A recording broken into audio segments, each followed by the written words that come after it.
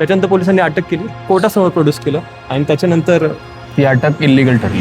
Release. आणि सध्याचं environment पाहता हा बेल भेटणं खूप अवघड होतं, कारण का हा व्हिडिओ हा कधी टाकेल हे मी सांगू शकत नाही.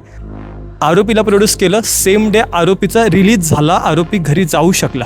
इल्लिगल अरेस्ट, इल्लिगल डिटेन्शन, ज्या गोष्टी केस लॉमध्ये वाचल्या होत्या, सुप्रीम कोर्टाच्या सायटेशन, बॉम्बे हायकोर्टच्या सायटेशनमध्ये वाचले होते. म्हणजे एक व्ही एन सेंथिल बालाजी, त्याच्यानंतर पंकज बन्सल, विहान कुमार, या मीर शाह, बऱ्याच जजमेंट्समध्ये वाचल्या होत्या. 8-10 महिन्यापूर्वी वाचल्या होत्या.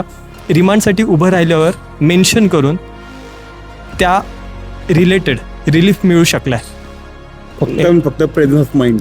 फक्त प्रेझेन्स ऑफ माइंड. म्हणजे रेअरेस्ट ऑफ रेअर. आत्तापर्यंत ज्या गोष्टी केस लॉमध्ये वाचत आलो होतो की असं काहीतरी केलं आहे, या ॲडव्होकेटने केलं आहे, असे काहीतरी रिलीज झाले, त्याच पहिल्यांदा अनुभवायला मिळलं. पहिल्यांदा असं गोष्ट पाहिली की ज्या आरोपीला एका दिवशी प्रोड्यूस केलं, सेम डे आरोपीची रिलीज झाली, ती सुद्धा बेल न घेता आणि Arrest- क्राईममध्ये हिनियस क्राईममध्ये स्पेशल ॲक्ट. समाजात एखाद्या घडलेल्या घटनेमुळे पोलिसांवर कसं प्रेशर येतं, पोलीस तो गुन्हा कसा रजिस्टर करतात, कॉन्कॉक्शन ऑफ फॅक्ट्स त्याच्यामध्ये असतं. तो जो आपण विचार करत असतो की मदत करता यावी, सत्याच्या बाजूने लढा द्यावा, मदत करता यावी, बऱ्याच गोष्टी असतात आपण विचार करत असतो.